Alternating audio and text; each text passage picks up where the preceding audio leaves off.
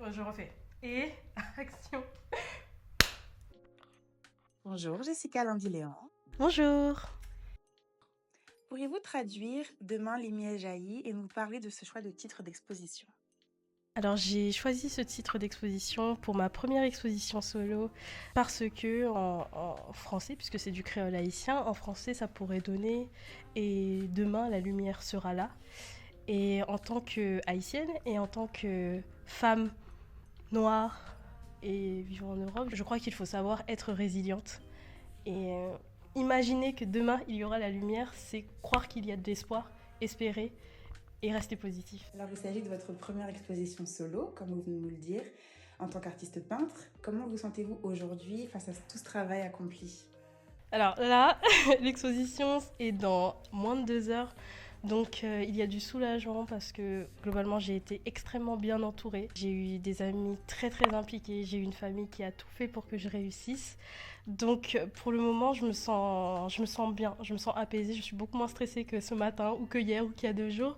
Donc je pense que ça va bien se passer et sur le travail accompli, j'ai encore du mal à réaliser tout ce que j'ai pu faire puisque c'est du travail sur des mois. J'ai fait des recherches historiques, des recherches au niveau de l'esthétique dans l'histoire de l'art. Et après, j'ai voulu que ça soit quelque chose de réel. Mon exposition, toutes les personnes composées, ce sont des personnes que je connais, qui sont dans mon entourage.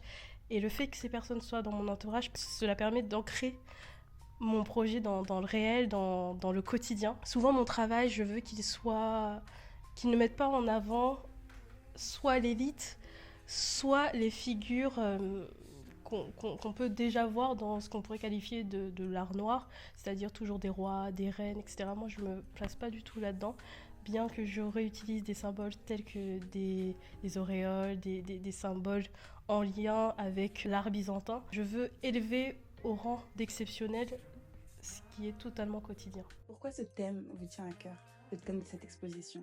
Le thème de cette exposition me tient vraiment à cœur parce que je crois que la révolution haïtienne, la première fois où une révolte d'esclaves est devenue une révolution et qui a abouti à une indépendance, à des populations noires libres et fières, en tant que haïtienne, c'est pas que du patriotisme, c'est aussi une lumière dans une période où il y a toujours de la négrophobie, où il y a toujours des discriminations. Et je crois on pourrait tous s'inspirer davantage de comment Haïti, à cette période-là, s'est relevé. Actuellement, Haïti, c'est très très compliqué pour différentes raisons. Et faire cette exposition actuellement, c'est aussi croire que si Haïti a été résiliente au moins une fois, Haïti pourra être résiliente 2 fois. Vous êtes artiste peintre, mais également historienne. Diriez-vous que ces deux identités se sont rencontrées dans la réalisation de vos œuvres, Jessica? Alors, comme j'aime bien que les titres soient totalement exacts, comme j'ai un master en histoire-géographie et je ne suis pas encore historienne, je me le souhaite un jour d'avoir le titre et le grade d'historienne.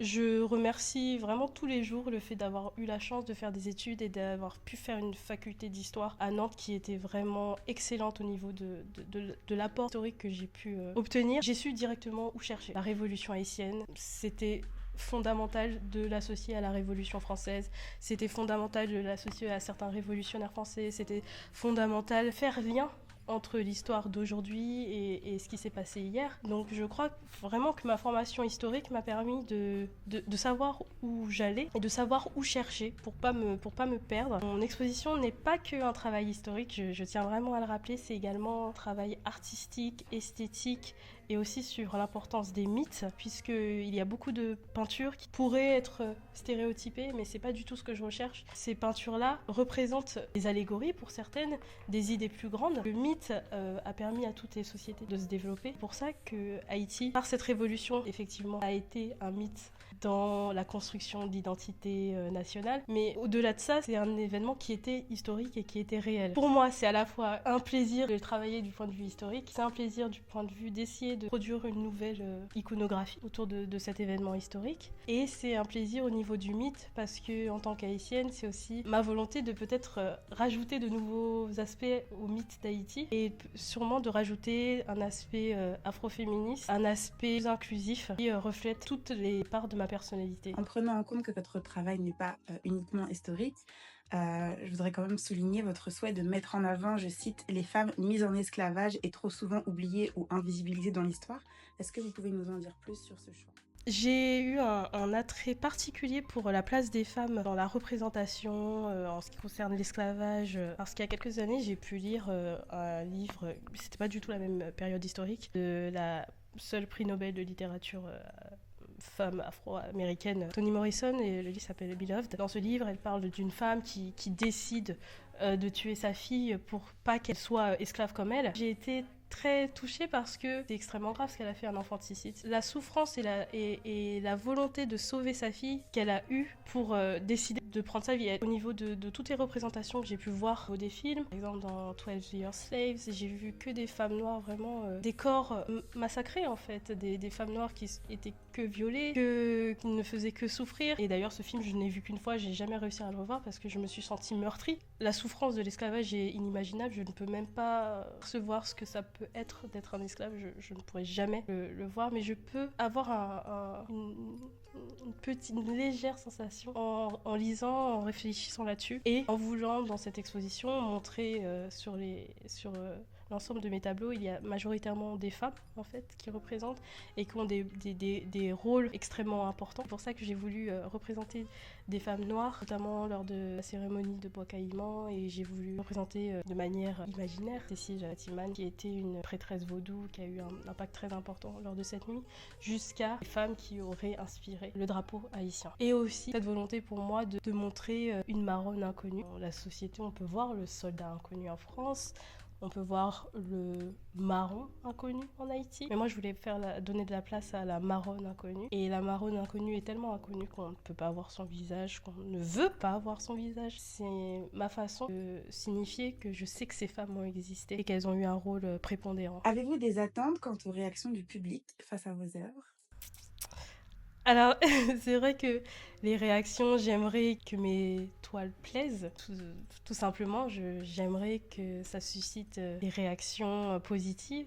Mais en même temps, c'est vrai que si les réactions peuvent être un peu incitées à la discussion, au débat, ça me dérange pas. C'est aussi ma volonté de susciter des questionnements. Globalement, je pense que ça va bien se passer parce qu'il y a plusieurs échelles de lecture dans mes tableaux, que ça soit voilà, pourquoi du bleu, pourquoi du doré, pourquoi des personnes qui posent alors qu'on sait que globalement on ne faisait pas poser des esclaves, cet aspect anachronique peut-être sûrement de certaines de mes tableaux. Mais pour autant, justement, je me sens prête à montrer mon travail et à en parler pleinement. Les couleurs bleues et dorées présentes dans toute cette collection d'œuvres ont-elles une signification particulière? Et puis de manière plus générale, quelle est l'importance de la couleur dans votre art? C'est vrai que les couleurs sur cette série de tableaux sont très simples. Globalement, sur tous les tableaux, il y a du bleu, du doré, des nuances de marron et du blanc. Et des fois, un peu de rouge quand je représente le drapeau haïtien. Ces couleurs sont très importantes parce que déjà, je trouve que les peaux noires rendent bien sur le bleu et le doré. Mais aussi, c'est ma volonté de reprendre les inspirations des icônes byzantines, de la culture religieuse que j'ai pu avoir, mais c'est aussi montrer des personnes qui sont quand même associées au vaudou, qui représentent des prêtresses, des religions vaudou qui étaient mises en avant, avec des codes d'icônes byzantines, ce qui est du syncrétisme. Utiliser l'art byzantin pour mettre des personnes, pour certaines en fait, pour toutes, du fait du code noir, étaient obligées de se convertir au christianisme et au catholicisme. C'est finalement faire un pied de nez, encore une fois, à cette religion qui, pendant des siècles, a été imposée et ne permettait pas aux esclaves de pratiquer une religion et spiritualité qui leur était nécessaire pour supporter les horribles traitements qu'ils pouvaient vivre, mais surtout qui finalement a pu influencer leur volonté de se rebeller et de dire non à ces conditions absolument atroces. Vous avez convié le groupe de musique Tambouillé Guaca et la troupe de danseurs du West Block. Pourquoi avoir souhaité que la musique et la danse fassent partie intégrante de l'expérience de votre vernissage aujourd'hui? J'ai souhaité que la musique et la danse fassent partie de mon vernissage parce que je ne voyais pas l'intérêt de parler d'une cérémonie, le début d'une révolution, dans le cœur des esclaves et dans la pratique. La musique et la danse a eu une place fondamentale. Déjà dans les cultures noires, dans les cultures caribéennes, lors de cette cérémonie, il était expliqué que les percussions dans certaines îles ont pu être interdites parce que ça permettait aux esclaves de communiquer. Utiliser la musique, c'est aussi un acte révolutionnaire pour diffuser des messages, et lors de ce vernissage, c'est une des langues créoles qui va être chantée et va, enfin je l'espère, proposer ce que pouvaient chanter les esclaves pour se donner du courage, pour affronter la vie qu'ils devaient subir. Les chansons sont politiques, la musique est politique, les danses sont politiques. Ça a permis et ça permet à des peuples de se révolter, de se rebeller, faire passer des messages qui ne pourraient pas être exprimés autrement. Donc pour moi, lors de mon vernissage, il me paraissait impossible et impensable de ne pas inclure d'autres arts. Dans la présentation de votre exposition, vous parlez de portraits intimistes. Quelles ont été vos sources d'inspiration pour la réalisation de ces portraits